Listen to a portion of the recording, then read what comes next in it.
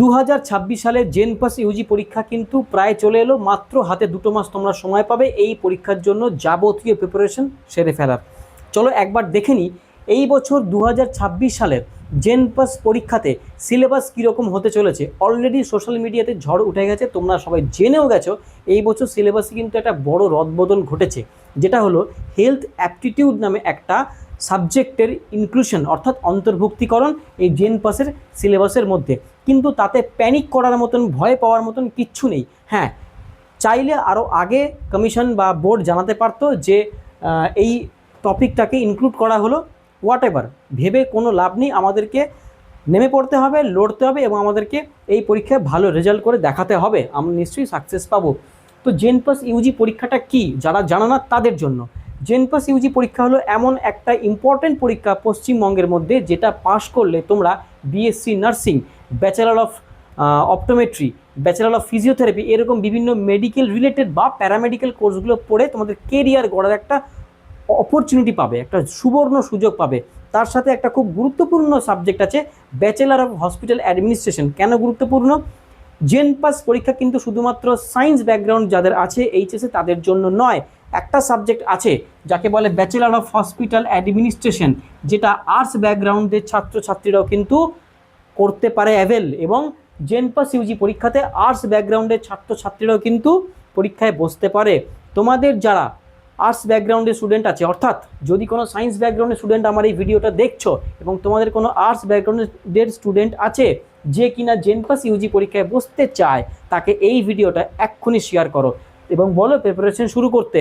আর এই ভিডিওটা প্রথম থেকে শেষ অবধি দেখো, যাবতীয় ডিটেলস এই ভিডিওতে তোমরা কিন্তু পেয়ে যাবে। তো যেমন বলছিলাম, জেনপাস ইউজি পরীক্ষা হলো এমন একটা পরীক্ষা যেটা পাশ করলে তোমরা বিভিন্ন রকম মেডিকেল রিলেটেড এবং প্যারামেডিক্যাল কোর্সে পড়ার সুযোগ পাবে। কী কী তোমরা কোর্স করার সুযোগ পাবে? ব্যাচেলার অফ নার্সিং অর্থাৎ বিএসসি ইন নার্সিং, এই টপিকে তোমরা কোর্স করার সুযোগ পাবে, যেটা খুবই ডিমান্ডেড কোর্স একটা।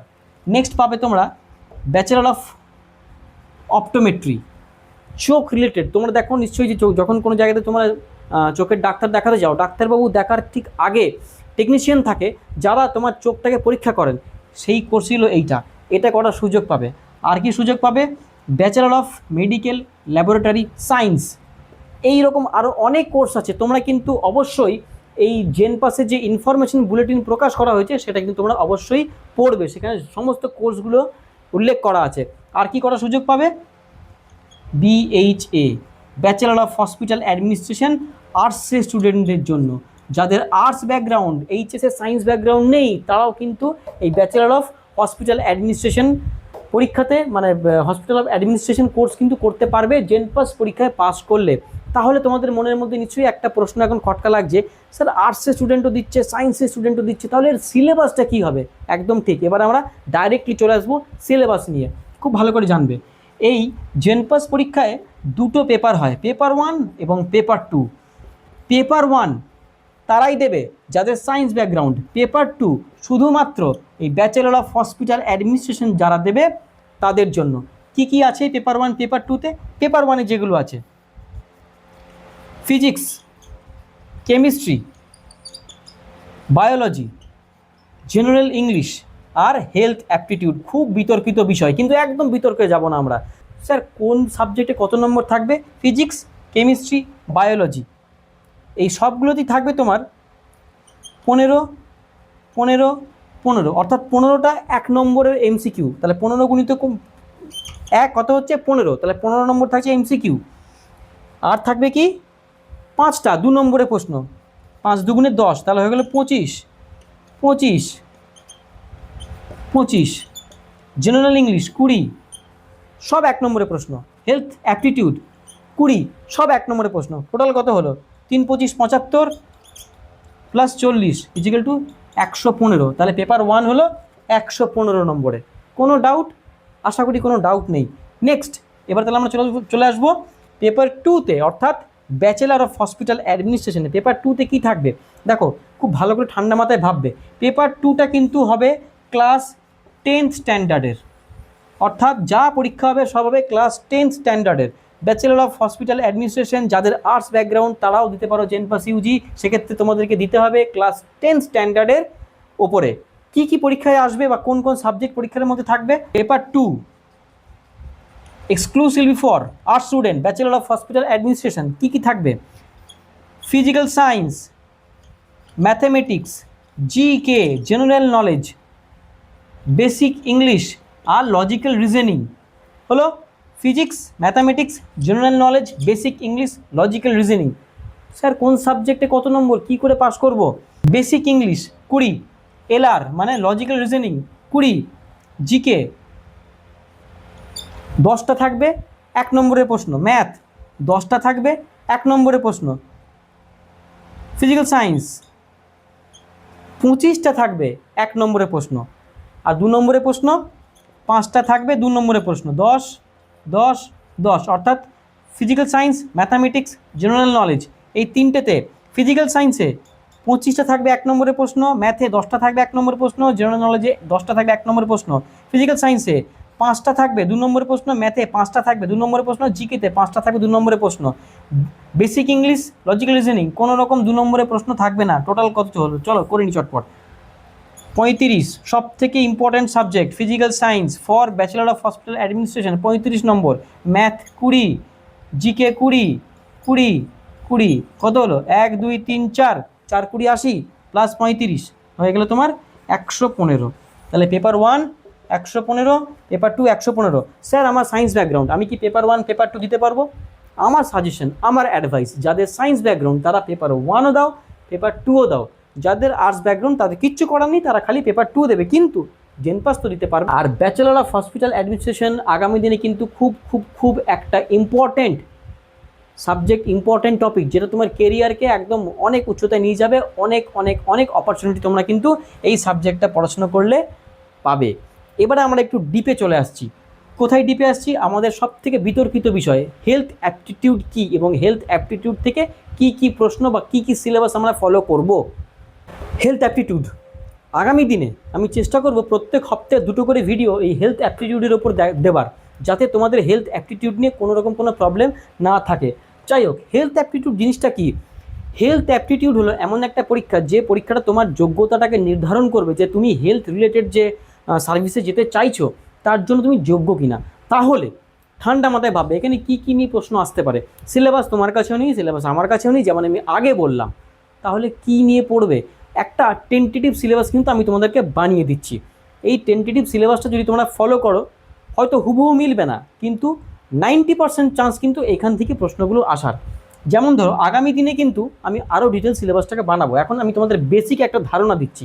যেমন ধরো একদম প্রথমে ভ্যাকসিন, বিসিজি এর নাম আমরা সবাই শুনেছি।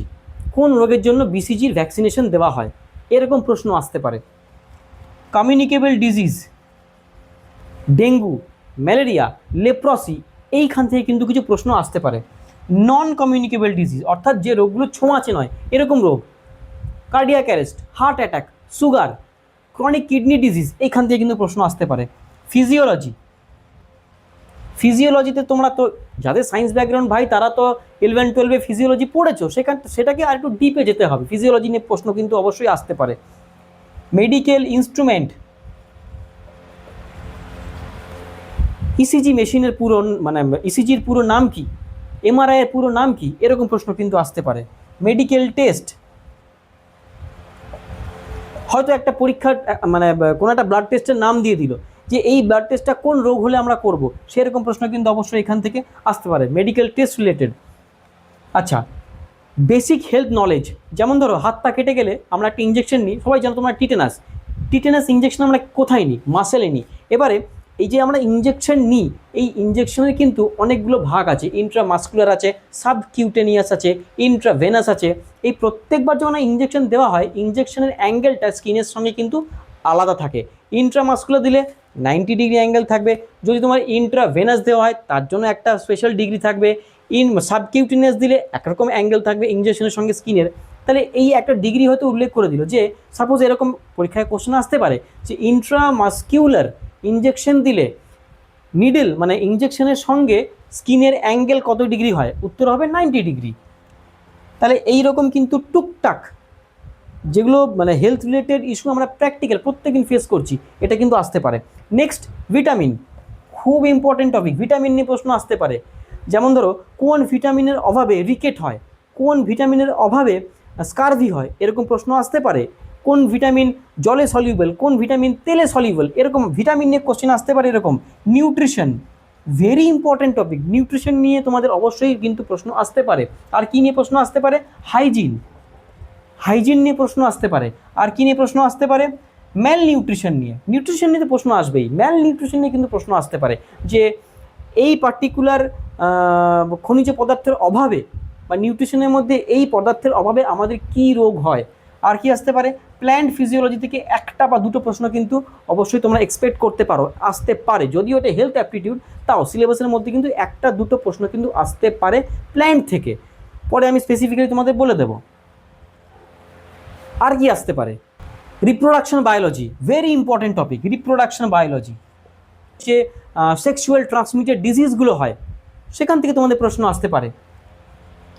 ভ্রূণ নিয়ে প্রশ্ন আসতে পারে, বেসিক প্রশ্ন, খুব ডিটেলসে নয় কিন্তু, এরকম প্রশ্ন আসতে পারে।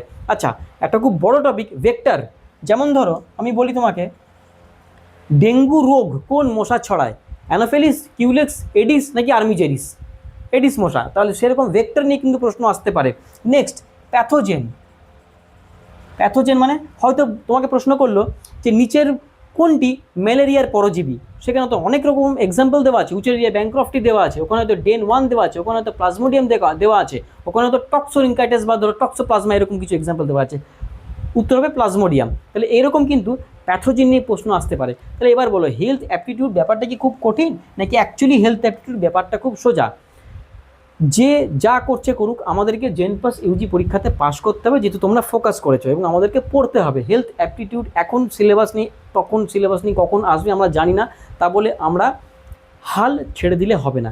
এই যে আমি একটা টেন্টেটিভ সিলেবাস তোমাদেরকে এখনই বানিয়ে দিলাম, আমি আগামী দিনে আরও একটা ব্রড সিলেবাস বানাবো হেলথ অ্যাপটিটিউডের ওপরে, এবং তখন তোমরা দেখবে হেলথ অ্যাপটিটিউডটাই কিন্তু তোমাদের কাছে অনেক বেশি স্কোরিং সাবজেক্ট হয়ে উঠবে। তাই কোনো চিন্তা না, এখন থেকে পড়াশোনা শুরু করো, আর আগামী দিনে আমার ভিডিওগুলোতে চোখ রাখো, আমার চ্যানেলকে লাইক, শেয়ার এবং সাবস্ক্রাইব করো। তোমাদের জেনপাস পরীক্ষা খুব ভালো হবে। All the very best.